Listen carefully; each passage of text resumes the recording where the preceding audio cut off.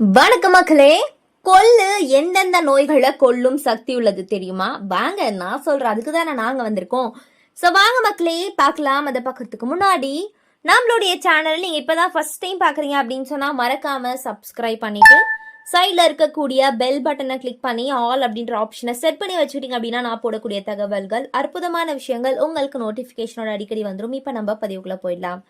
கொள்ளு பருப்பை ஊற வைத்து அந்த நீரை அருந்தினா உடல்ல உள்ள கெட்ட நீர் வெளியேறிவிடும். அதே போல கொழுப்பு தன்மை எனப்படக்கூடிய அந்த ஊளை சதையை குறைக்கும் சக்தியும் கொள்ளு பருப்பு கொண்டு.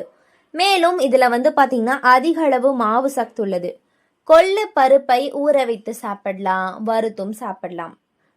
கொள்ளிலை பாத்தீங்கன்னா நீரிலிட்டு கொதிக்க வைத்து அந்த நீரை அருந்த ஜலதோஷம் குணமாயிடும் அப்படின்னு சொல்றாங்க. அந்த மாதிரி ஒரு ஹீட் ப்ரொடக்டிவா நம்மளுடைய பாடியை பாத்தீங்கன்னா இதை வச்சுக்கும். ஸோ இந்த குளிர்காலங்கள்லாம் சூப்பரா இதை யூஸ் பண்ணலாம்.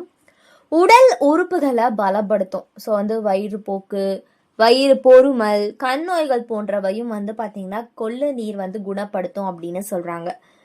அது மட்டும் கிடையாது, பெண்களுக்கு அடிக்கடி ஏற்படக்கூடிய வெள்ளப்போக்கை கட்டுப்படுத்தக்கூடிய அந்த மாதாந்திர ஒழுங்கை சரிப்படுத்தக்கூடிய அனைத்து விஷயங்களும் இதுல இருக்கு அப்படின்னு சொல்றாங்க. ஸோ அடுத்த விஷயம் பெண்களுக்கு ஏத்த மாதிரி அப்படின்னு சொன்னா பிரசவ அழுக்கை வெளியேற்றுமா. ஸோ கொள்ளும் அரிசியும் கலந்து செய்யப்பட்ட கஞ்சி பசியை தூண்டுவதுடன் நமக்கு தாதுவை பலப்படுத்தும் அப்படின்னு சொல்றாங்க. ஸோ நம்மளுடைய ஹியூமனோடைய அந்த பாடியை ரொம்ப ஆரோக்கியமா வச்சுக்க கண்டிப்பா இதை தவிர வேற எதாலையும் ஆரோக்கியமா பாதுகாத்துக்க முடியாது அப்படின்னு சொல்றாங்க மக்களே. ஸோ கொள்ளு உட்கொள்வது இரத்த சர்க்கரையை குணப்படுத்துவதாக இந்திய வேதியியல் தொழில்நுட்ப கழகத்துல கண்டறிஞ்சிருக்காங்களாம். கார்போஹைட்ரேட், செரிமானம், இன்சுலின் எதிர்ப்பு மற்றும் புரதம், டைரோசின், பாஸ்பேட் இந்த மாதிரி நிறையவே மூலப்பொருட்கள் இதுல இருக்கு. எனவே நமக்கு எந்தெந்த மாதிரியான விஷயங்களுக்கு இது பயன்படுது அப்படின்னு சொன்னா, கொள்ளு பயிரில் பாலிஃபினான்கள், ஃப்ளவனாய்டுகள் மற்றும் புரதங்கள் நிறைஞ்சிருக்கு.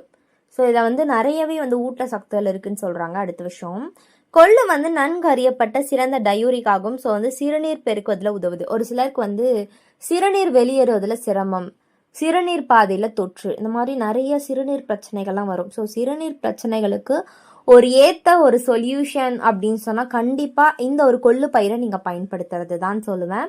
அதே மாதிரி நான் சொன்ன மாதிரி டயூரிக் பண்புகள் காரணமாக கொள்ளு சிறுநீரக கற்களை அகற்றுவதில் ரொம்பவே உதவி செய்யுது அப்படின்னு சொல்றாங்க. ஸோ கொள்ளு பயிரை வழக்கமாக உணவுல ஒரு பகுதியாக சேர்த்து கொள்வதன் மூலம் சிறுநீரகங்கள்ல கற்கள் உருவாவதை நம்ம கண்டிப்பா தவிர்க்க முடியும். ஏனெனில் சிறுநீரக கற்களை பாத்தீங்கன்னா கரைக்கக்கூடிய சில சேர்மங்கள் கொள்ளு பயிரில் இருக்கு அப்படின்னு சொல்றாங்க. ஸோ புண்களை ஆற்றுது. காணம் பயிரில் உள்ள லிப்பிட்டுகள், அதாவது காணம் அப்படின்னா கொள்ளு பயிறு, இது அல்சர் எதிர்ப்பு செயல்பாட்டை கொண்டிருப்பதா கண்டறியப்பட்டிருக்கு அப்படின்னு சொல்றாங்க. சாப்பிடாம உருவாக்கக்கூடிய ஒரு தொற்று தான் அல்சர். இந்த ஒரு அல்சருக்கே ஒரு தீர்வு தருது அப்படின்னா கண்டிப்பா நீங்க உணவுல சேர்த்துக்க வேண்டிய ஒரு முக்கியமான விஷயம் அப்படின்னா இந்த ஒரு கொள்ளு பயிர் தான். ஏன்னா நிறைய பேருக்கு இப்ப இருக்கக்கூடிய பிரச்சனைகள் என்ன அப்படின்னு சொன்னா அல்சர் வர்றது, சாப்பிட முடியாம போறது. அதனால கொள்ளு பயிரை சாப்பிடுங்க. அப்புறம் கொள்ளு பயிருடன் மிளகு கலந்து கொதிக்க வைத்து உட்கொள்வது ஆஸ்துமா நோயாளிகளுக்கு நிவாரணம் தருது அப்படின்னு சொல்றாங்க. ஆஸ்துமா போன்ற நிறைய பிரச்சனைகள் வரக்கூடியவர்களுக்கு இந்த ஒரு கொள்ளு பயிறு ரொம்பவே நல்லது, ஆரோக்கியத்தை தரக்கூடியது அப்படின்னு சொல்றாங்க. இது இருமல், சளி மற்றும் எரிச்சலை குறைக்க உதவுது. ஆஸ்துமாவுக்கு மருந்து இல்லை என்றாலும் இது உடனடி நிவாரணம் மற்றும் சுவாச பிரச்சனைகளை குறைக்க உதவுது அப்படின்னு சொல்றாங்க. ஸோ அடுத்த விஷயம் என்ன அப்படின்னு கேட்டீங்கன்னா உடல் எடையை குறைக்க உதவுது. ஸோ கொள்ளு பயிறு சாப்பிட்றது உடல் பருமனை குறைக்க உதவுது. ஏனெனில் இதுல இருக்கக்கூடிய பினோல் காரணமா கொழுப்பு திசுகளை தாக்கக்கூடிய திறனை இது கொண்டு இருக்கு அப்படின்னு சொல்றாங்க. ஸோ கொள்ளு பயிரில் செயல்திறன் பற்றி இளைத்தவனுக்கு எள்ளு, கொளுத்தவனுக்கு கொள்ளு அப்படின்னு சொல்லுவாங்க. என்ன அப்படின்னா இளைத்தவனுக்கு எள்ளு கொடு அப்படின்னா எள்ளு சாப்பிட்டா நல்லா பூஸ்டப் ஆகும், நல்லா எனர்ஜி ஆகும், நல்லா வளரும் அப்படி சொல்லுவாங்க.